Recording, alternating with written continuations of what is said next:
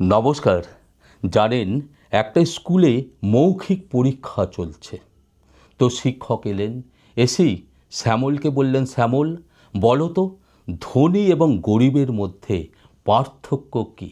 তখন শ্যামল বলল, স্যার, গরিব এবং ধনী লোকের মধ্যে পার্থক্য একটাই।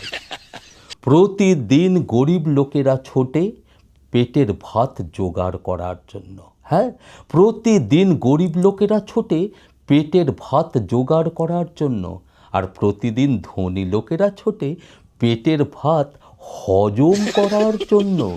এই কথা শুনে স্যার বলছেন, বা বা বা বেটা, তুই কি সুন্দর বললি রে বেটা, আমার দারুণ লেগেছে। এবার মদন বলো, জীবন কাকে বলে? তখন মদন উঠে বলল, স্যার, জীবনটা বড়ই অদ্ভুত। জীবনে সব ধরনের মানুষের প্রয়োজন। কেউ আপনার শিক্ষা নেবে, কেউ আপনাকে শিক্ষা দেবে, কেউ আপনাকে ব্যবহার করবে, কেউ আপনাকে ছুঁড়ে ফেলে দেবে, আবার আবার কেউ আপনাকে বেঁচে থাকার একটা সুন্দর পথ দেখাবে, যেখানে নেই কোনো মিথ্যা, নেই কোনো গোঁজামিল, নেই কোনো গোঁড়ামি, আছে শুধু সত্যের সন্ধান আর অফুরন্ত ভালোবাসা। তখন শিক্ষক বলছে, উফ, আমি ভেবে পাচ্ছি না তোরা ছাত্র না আমি ছাত্র।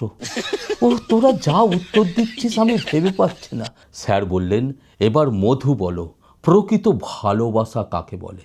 তখন মধু দাঁড়িয়ে উঠে বলল, স্যার, প্রকৃত ভালোবাসার ডেফিনেশন অনেক আছে।